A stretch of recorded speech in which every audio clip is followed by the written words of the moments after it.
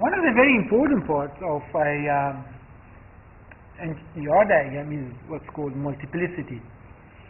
And multiplicity is the number of possible occurrences of an entity or type or an entity that may relate to another entity.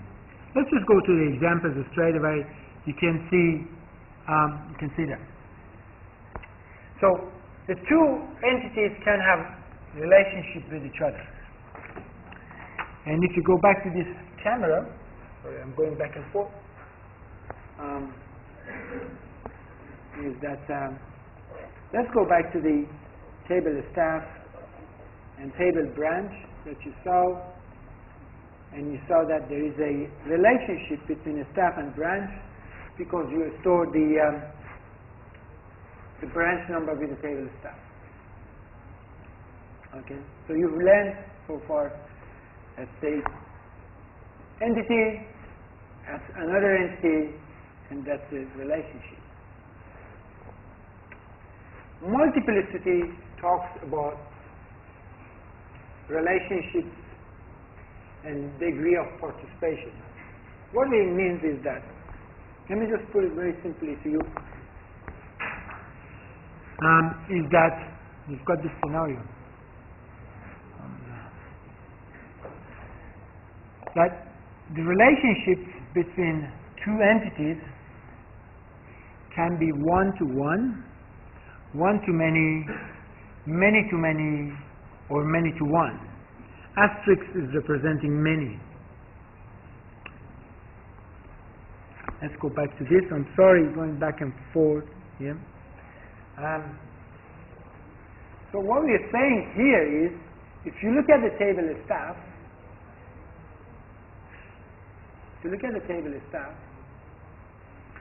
for each branch number in a branch, that branch number may appear in the table of staff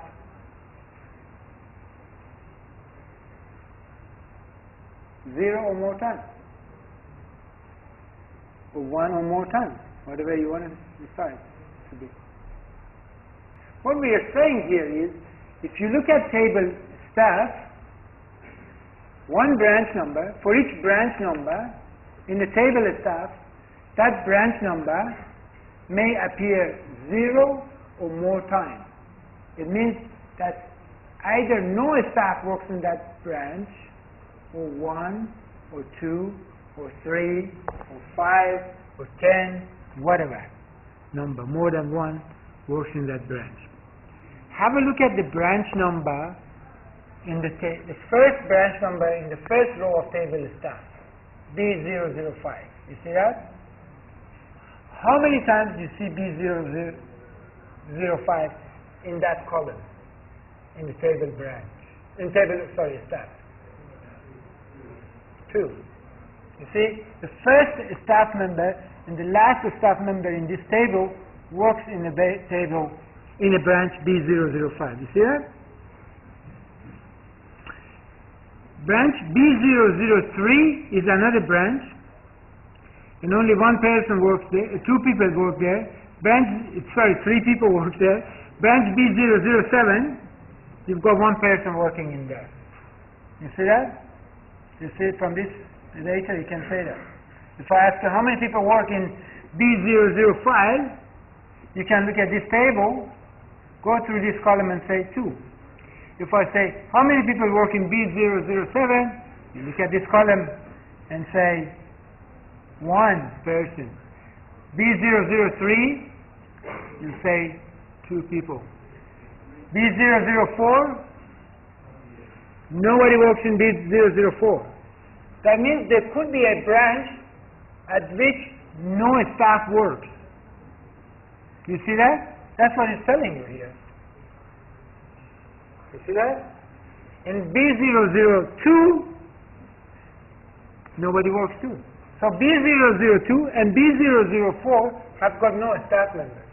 There could be many reasons for that. They just open those branches and they're not in operation, maybe. Right? Or we don't want to allocate any staff for that. That's used for storage. See that?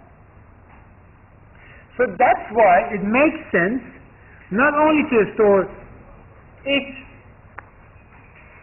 entity and just their relationship, but also the degree of participation or multiplicity. Okay, so the relationship is established through foreign keys, so we want to know more details. Here it tells you the details. It says for each branch number, 0 or more staff work in that branch. 0 or more because there are some branch numbers that nobody works in it. 0 or more means 1, 2, 3, 4, 5, 6, 7, 8, 9, 10, whatever you want. So you go to infinity. So that represents 0 or more, many. So what you're saying is, for each branch, 0 or more staff work there. Or if you read it from this way, 0 or more staff work on each branch, in each branch. Does this make sense? This is a very important part that you have to learn. So now, you've got a few things that you have to remember. For each ER diagram that you draw to create a database, you not only show the entities and attributes, entities and relationship, but also you show the degree of participation or multiplicity between these two on this diagram. So your diagram, you'll have the entities in a box, relationship as a line between entities, and then you will have the multiplicities that are written on each relationship. Here is another one. You don't need to see the scenario. Just from what you see from this diagram, you can say there are two tables or two entities here, table staff and branch. And for each branch, there is for one staff works in either 0 or 1 branch. So what we're saying is, for each staff, we've got only each staff works in 1 branch. So basically, for each branch, you've got 1 staff member. Or in this case, the relationship is manager. So 1 staff member manages 0 or 1 branch. So either the staff is a manager or not. All right. So let's go a bit more into details here. Again, 2 tables, the staff and property for rent. And here we're saying 0 or 1, a staff manages 0 or more properties.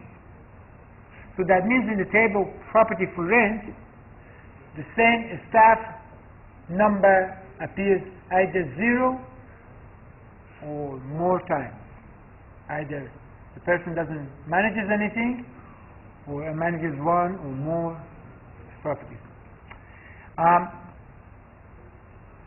Here is another example, newspaper and the property for rent, 2 entities. There's a relationship. The name of the relationship, we call it advertisers. So newspaper advertises property for rent. So 0 or more newspapers advertise 1 or more properties. So now you could have more than 2 entities on in a database. So here you've got a database of, let's say, 3 entities. If you think of this ER diagram for an entity for a database that you've drawn based on the scenario that you don't know at the moment. So you have got 3 entities: a staff, branch, and client. That's all you can say, and their relationships. And you can read the relationship. 1, a staff registered 0 or more clients in 1 branch. It looks difficult, but it's not. It's basically easy. So how do you read this notation? 0 or 1, 0 dot dot 1. 1 dot dot 1 is the same as writing just 1. Exactly 1. 0 or more, or 0 or many. 1 too many. or one or many. 5 to 10, you can put, 5 to 10 staff working 1 to 2 in one branch. You can say that. 0 to 3, 0, 3 or 6 to 8, you can put any number you want on those links. What you see mostly is one of those, 0 to 1, 1 to 1, 0 to many, 1 to many. In some occasions you may see a many to many relationship, and if you see many to many relationships, multiplicity between two entities, that means your relationship has to become a new entity. In the case of enrollment, that's how it works. Because if I put in a multiplicity on this,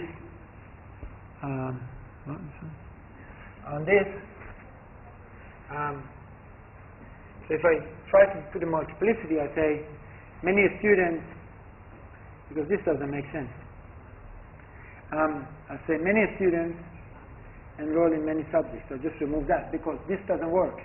I have got more than one student enrolled in subjects, so many students enroll in many subjects.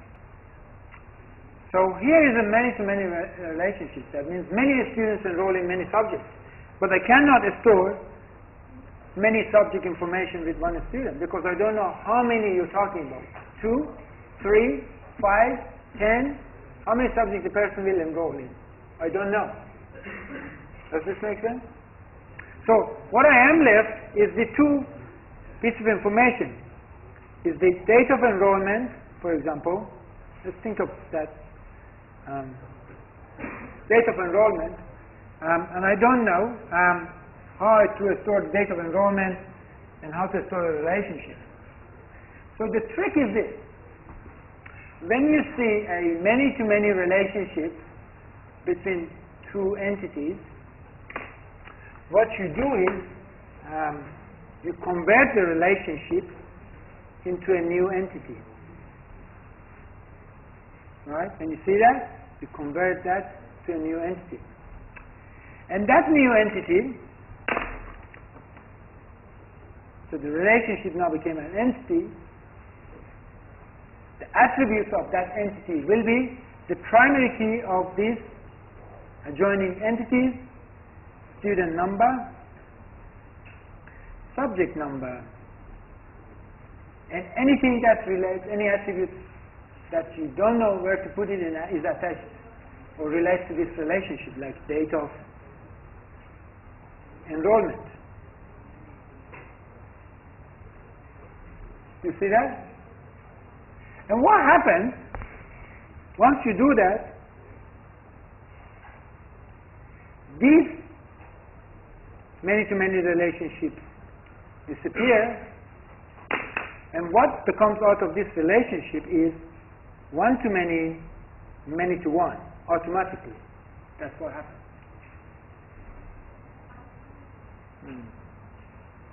Right. It's one of my secrets that I reveal to my students only, nobody else.